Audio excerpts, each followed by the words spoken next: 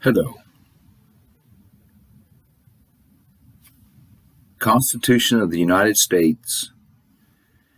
We, the people of the United States, in order to form a more perfect union, establish justice, ensure domestic tranquility, provide for the common defense, promote the general welfare, and secure the blessings of liberty to ourselves and our posterity, do ordain and establish this Constitution for the United States of America.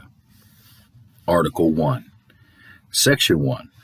All legislative powers herein granted shall be vested in a Congress of the United States, which shall consist of a Senate and House of Representatives. Section 2. The House of Representatives shall be composed of members chosen every second year by the people of the several states, and the electors in each state shall have the qualifications requisite for electors of the most numerous branch of the state legislature. No person shall be a representative who shall not have attained to the age of 25 years and been 7 years a citizen of the United States, and who shall not, when elected, be an inhabitant of that state in which he shall be chosen. Representatives and direct taxes shall be apportioned among the several states which may be included within this union according to their respective numbers, which shall be determined by adding to the whole number of free persons, including those bound to service for a term of years, and excluding Indians not taxed, 3/5 of all other persons. The actual enumeration shall be made within 3 years after the first meeting of the Congress of the United States, and within every subsequent term of 10 years, in such manner as they shall by law direct. The number of representatives shall not exceed 1 for every 30,000, but each state shall have at least 1 representative, and until such enumeration shall be made, the state of New Hampshire shall be entitled to choose 3, Massachusetts 8, Rhode Island and Providence Plantations 1, Connecticut 5,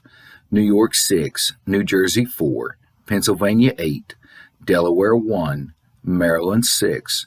Virginia 10, North Carolina 5, South Carolina 5, and Georgia 3. When vacancies happen in the representation from any state, the executive authority thereof shall issue writs of election to fill such vacancies. The House of Representatives shall choose their Speaker and other officers, and shall have the sole power of impeachment. Section 3. The Senate of the United States shall be composed of 2 senators from each state, chosen by the legislature thereof for 6 years, and each senator shall have 1 vote.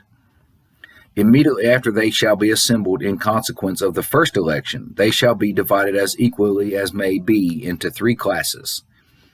The seats of the senators of the first class shall be vacated at the expiration of the 2nd year, of the second class at the expiration of the 4th year, and of the third class at the expiration of the 6th year, so that 1/3 may be chosen every 2nd year, and if vacancies happen by resignation or otherwise during the recess of the legislature of any state, the executive thereof may make temporary appointments until the next meeting of the legislature, which shall then fill such vacancies. No person shall be a senator who shall not have attained to the age of 30 years and been 9 years a citizen of the United States, and who shall not, when elected, be an inhabitant of that state for which he shall be chosen. The Vice President of the United States shall be President of the Senate, but shall have no vote unless they be equally divided. The Senate shall choose their other officers, and also a President pro tempore in the absence of the Vice President, or when he shall exercise the office of President of the United States. The Senate shall have the sole power to try all impeachments. When sitting for that purpose, they shall be on oath or affirmation. When the President of the United States is tried, the Chief Justice shall preside, and no person shall be convicted without the concurrence of 2/3 of the members present. Judgment in cases of impeachment shall not extend further than to removal from office and disqualification to hold and enjoy any office of honor, trust, or profit under the United States. But the party convicted shall nevertheless be liable and subject to indictment, trial, judgment, and punishment according to law. Section 4. The times, places, and manner of holding elections for senators and representatives shall be prescribed in each state by the legislature thereof, But the Congress may at any time by law make or alter such regulations except as to the places of choosing senators. The Congress shall assemble at least once in every year, and such meeting shall be on the first Monday in December unless they shall by law appoint a different day. Section 5. Each house shall be the judge of the elections, returns, and qualifications of its own members,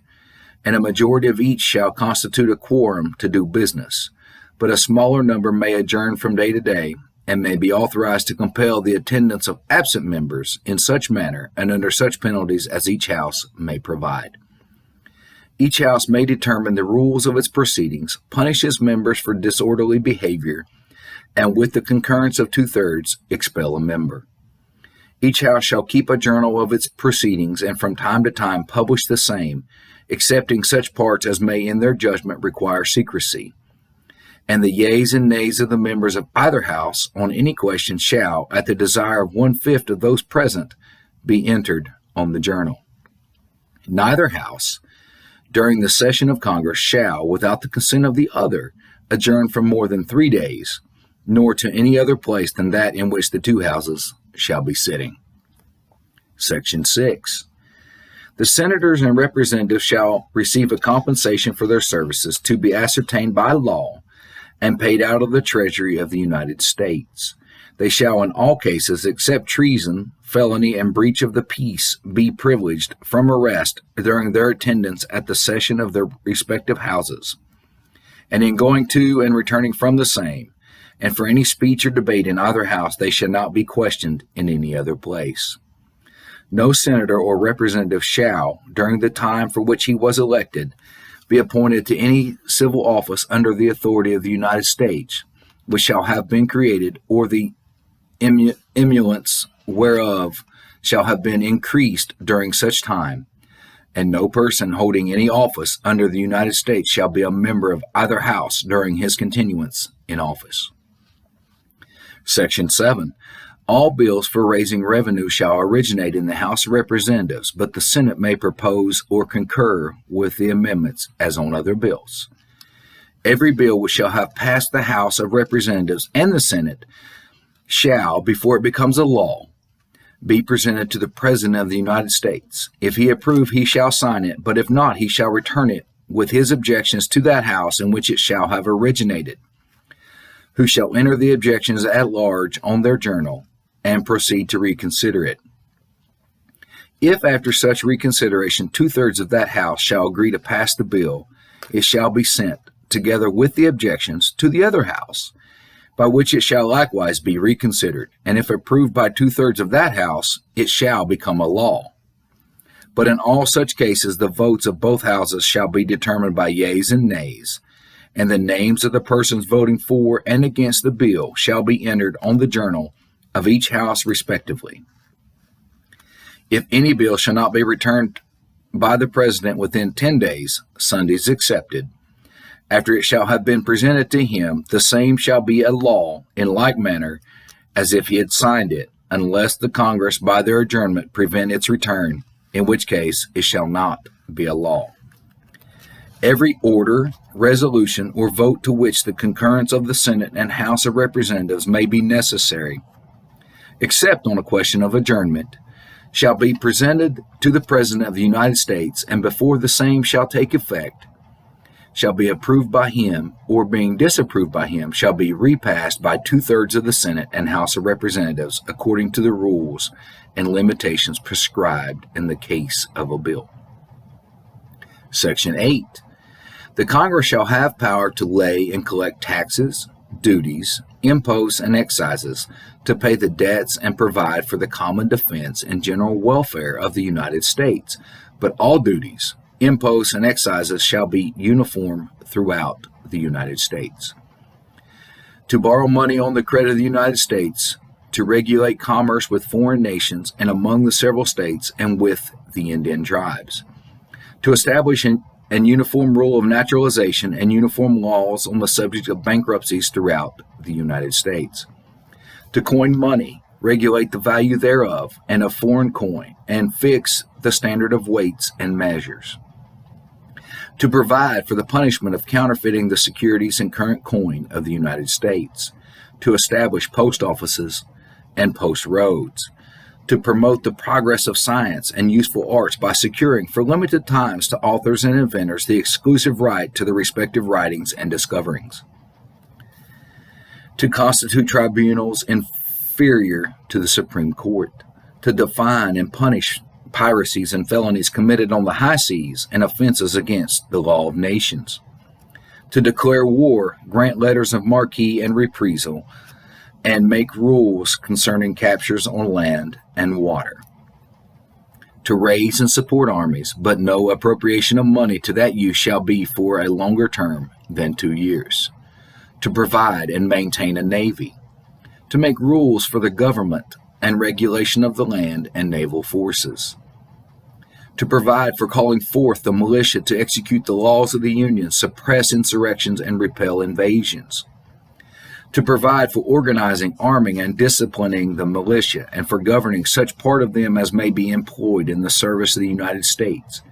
reserving to the states respectively the appointment of the officers, and the authority of training the militia according to the discipline prescribed by Congress,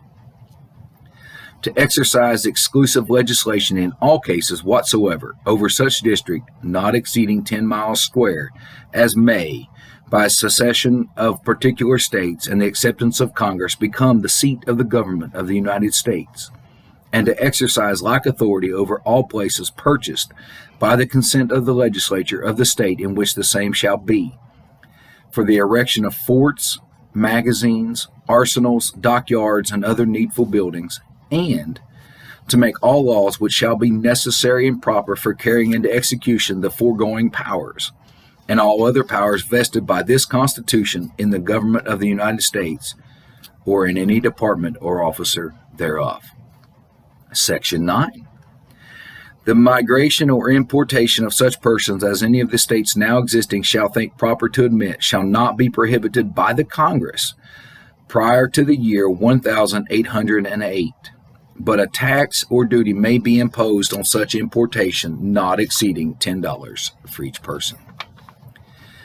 The privilege of the writ of habeas corpus shall not be suspended unless when in cases of rebellion or invasion the public safety may require it. No bill of attainder or ex post facto law shall be passed. No capitation or other direct tax shall be laid unless in proportion to the census or enumeration herein before directed to be taken. No tax or duty shall be laid on articles exported from any state. No preference shall be given by any regulation of commerce or revenue to the ports of one state over those of another, nor shall vessels bound to or from one state be obliged to enter, clear, or pay duties in another. No money shall be drawn from the treasury, but in consequence of appropriations made by law, and a regular statement and account of the receipts and expenditures of all public money shall be published from time to time. No title of nobility shall be granted by the United States, and no person holding any office of profit or trust under them shall, without the consent of the Congress, accept any present, emolument, office, or title of any kind whatever from any king, prince, or foreign state. Section 10. No state shall enter into any treaty, alliance, or confederation, grant letters of marque and reprisal, coin money, emit bills of credit, make anything but gold and silver coin a tender in payment of debts, pass any bill of attainder, ex post facto law, or a law impairing the obligation of contracts, or grant any title of nobility. No state shall, without the consent of the Congress, lay any imposts or duties on imports or exports, except what may be absolutely necessary for executing its inspection laws, and the net produce of all duties and imposts laid by any state on import or exports shall be for the use of the Treasury of the United States, and all such laws shall be subject to the revision and control of the Congress. No state shall, without the consent of Congress, lay any duty of tonnage, keep troops, or ships of war in time of peace, enter into any agreement or compact with another state, or with a foreign power to engage in war unless actually invaded or in such imminent danger as will not admit of delay.